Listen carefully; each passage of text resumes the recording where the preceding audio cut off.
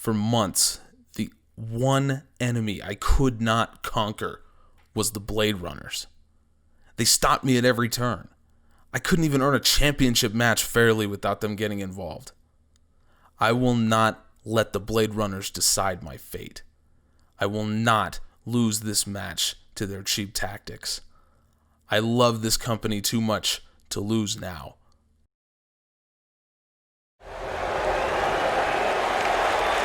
Ladies and gentlemen, welcome back to General Admission Wrestling. We are in the midst of Cyclone Denver. And my God, if you haven't seen the past 2 episodes, stop what you're doing right now, go watch those, and then come back, because the number of things that have happened throughout the course of this show, I can't really put into words how much the landscape of GAW has changed during this show. However, what we should get to right now is the final official Alpha competitor. It is the Intercontinental Champion Matt Hardy, who, as far as we know, is the first man that Alpha recruited when he got to GAW. Since then, his ranks have swelled, and we know that Ricochet, Pac, and what we can assume are the Lucha Brothers have joined Alpha's cause. Pete Dunne looking to put Matt Hardy down. He comes out with tag team partner Tyler Bate to try to win his first singles gold in GAW. We are Alpha. Folks, I will never be... I will never not be creeped out by any of Alpha's entrances, and here is Matt Hardy, and out with him is another Alpha recruit. We are told that this person is called Zeta. So add that to the terrifyingly growing list of Alpha's associates in GAW. Matt Hardy wearing that very, very chilling mask. Hardy won the Intercontinental Championship back in episode 19.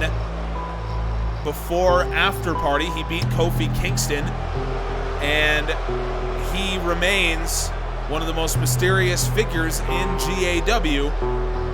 He will be looking to retain here against Pete Dunne. It's been a good night for Alpha already, as Pac is the challenger briefcase holder. So will Matt Hardy leave tonight as the Intercontinental Champion and make it a great night for Alpha? That is what we will find out in the first match of this episode. So the Intercontinental Championship on the line here. You can still hear some delete chants from Matt Hardy. Despite who he's aligned himself with, apparently there are still fans out there of his. Hardy now snaps suplex, goes for the pin. So who is this Zeta character? That is the real question. And will he play a factor in this match? We'll have to see. Tyler Bate here to give some encouragement to Pete Dunne. Dunne earned the right to be in this match by winning the main event tag match last episode of Wednesday Night Storm. He teamed with Suicide to beat Walter and Zack Sabre Jr. That was a belter of a match, by the way. Now Dunne has Hardy up. X-Plex to Matt Hardy. Wow, Pete Dunne really getting this match started off hot. Dunne now has Hardy in trouble, and a bitter end to Matt Hardy. IC champion in trouble already, and Hardy gets his shoulder up. I can't even say I'm surprised. You're going to have to work a little harder than that to put down Matt Hardy the way that he is wrestling right now. But certainly Pete Dunne has to be encouraged by the early going of this match.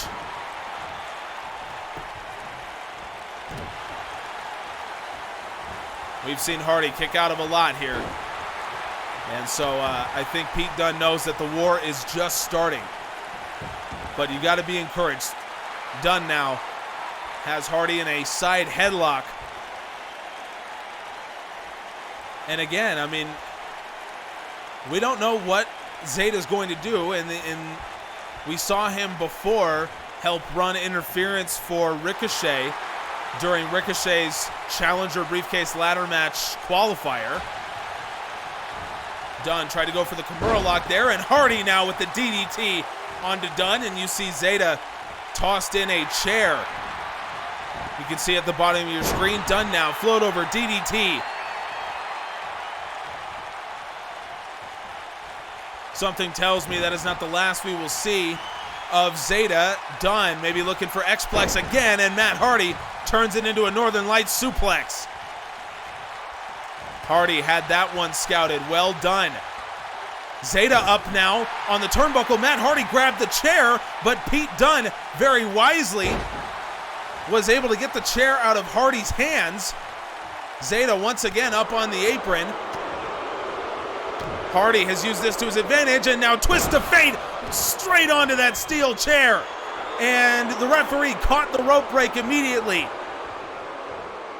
I don't know. It doesn't look like Matt Hardy really minds that that pin didn't go down.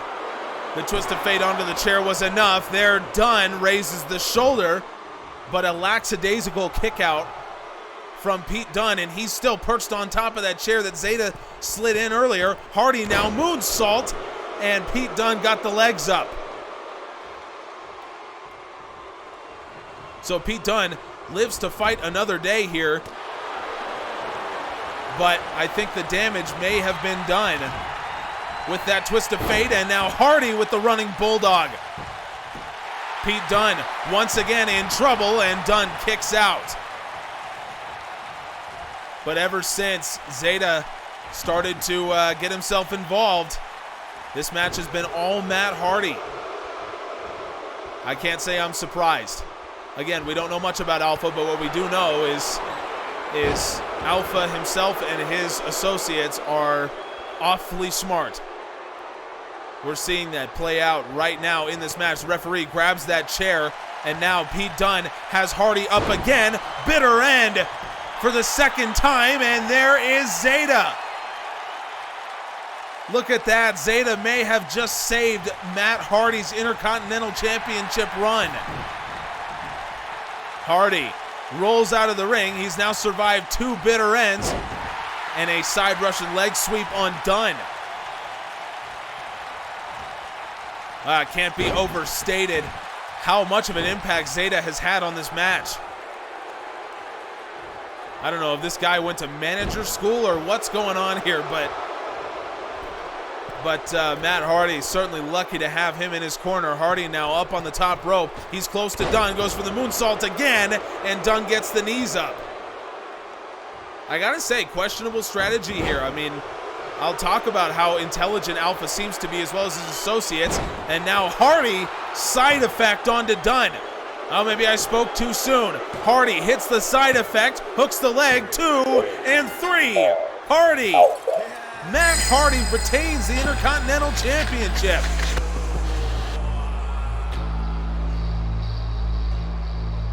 It cannot be overstated how important Zeta was to Matt Hardy winning this match. I think that is abundantly clear. Matt Hardy used a twist of fate onto the chair to get the advantage on Dunn, and then it was this bitter end that almost ended Matt Hardy's Intercontinental Championship run. But look, Zeta distracting the referee saves Matt Hardy, and it was just a couple minutes later Matt Hardy hits the side effect to retain his title. Matt Hardy has made it a great night for Alpha. Alpha now holds the Challenger briefcase and the Intercontinental Championship. Power comes from understanding. I understand my men, their hunger for success, their fear of failure, their drive to protect. Power comes from understanding. Who do you understand?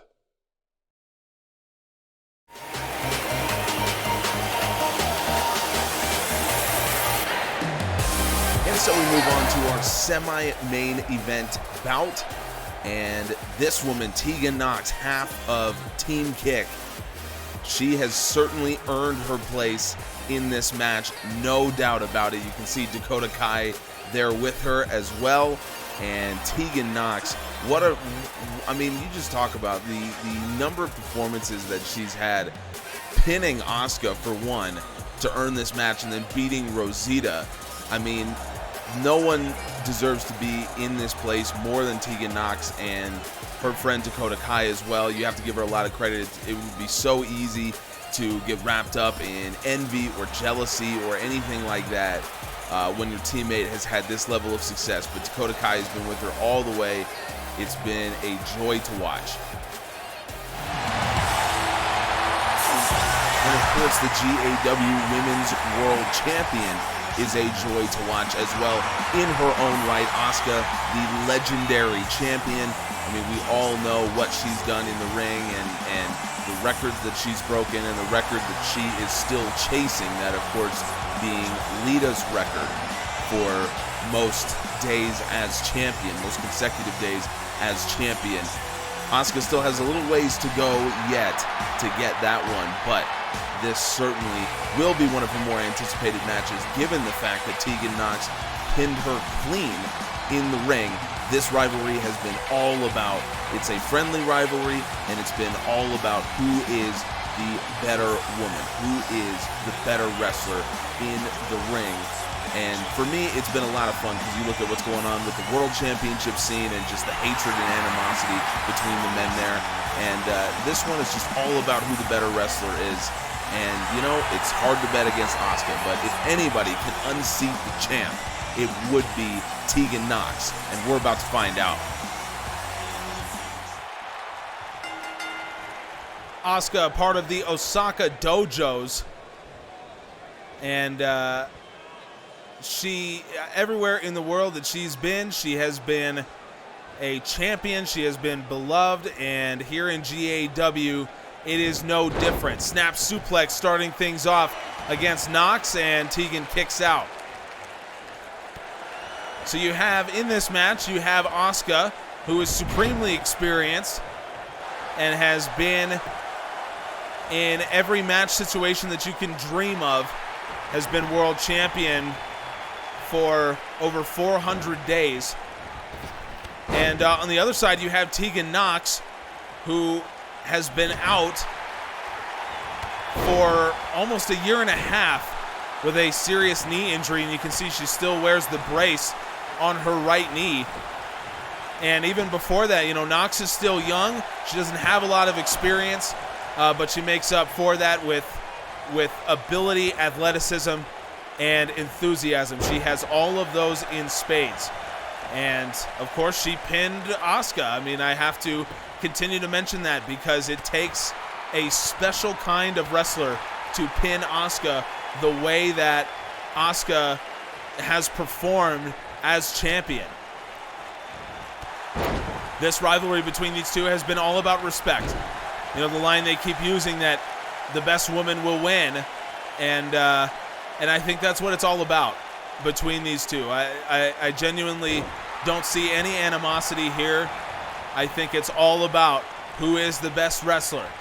And Asuka going up top for the elbow drop, and a rare miscalculation from the champ. She actually overshot Tegan Nox. But Asuka still staying up top. It just goes to show you physical ability, mental acuity. Asuka has it all. And going for the knees in the corner. Again, Asuka, just the speed is just a little too far out in front of Nox. Falcon Arrow. Asuka grabs the leg and Nox kicks out. Asuka has done her film study, and now for the Empress hip attack on Tegan Nox. And look at that! The hip attack, and Nox kicks out before one. Asuka now rolls her back into the Dragon Sleeper. Always a brutal looking move. But again, Tegan Nox survives. Asuka, though, not letting her rest. Asuka has the arm locked into the Asuka lock. And Tegan Nox peels the arm, Oh, this is unbelievable. What a performance from Tegan Nox. Nox now, tiger suplex with the bridge. Asuka kicks out. What a performance from the challenger. And now Nox, Canadian Destroyer. Straight in the corner. What else could this match have? This is not the way I thought this match would go, I'm not gonna lie. Nox now, they call her Lady Kane. Choke slam! Nox idolized the legendary Kane growing up and now uses the choke slam and was looking to maybe put Asuka away. Asuka with the back heel kick, and now Asuka with the cross arm breaker. It puts Charlotte Flair away. She releases the hold, and now Asuka back suplex. Asuka just trying to keep it moving against Nox. Now the champ goes for the pin to retain, and Nox kicks out. Asuka's just trying to do anything she can to try to keep the champ on her toes, and now Asuka, the kick misses after she flipped out of the German suplex, and Nox into the face buster. Asuka was going for the roundhouse kick, and it just barely missed. What a match this has been. Nox, quick flurry of moves there. And now, Tegan Nox once again going for the choke slam, and it's turned into an arm drag from the champ. Asuka avoids a second choke slam, and now with the big boots, and Asuka, boom! Roundhouse kick, the Empress combination. Asuka hooks the leg. Asuka to retain her title. 2, 3. Asuka's done it. My goodness, what a match. That match, I think, was no more than 4 minutes. Asuka's matches tend to be short, as we've discussed before, but rarely are they this competitive. I mean, Asuka very much was on the ropes. And at the end of the day, it came down to experience. Experience over ability. And Tegan Nox has a bright, bright future in front of her. I think today experience won out. The best woman did win. But there's no doubt that Tegan Nox is the future. Nox and Kai both, they are the future of the women's division in GAW. I think Asuka has a lot of respect for Tegan Nox after the battles that she's been through over the past few episodes. And we have just one match remaining. It is the main event triple threat. It has an episode all to its own. Cyclone Denver wraps up next episode.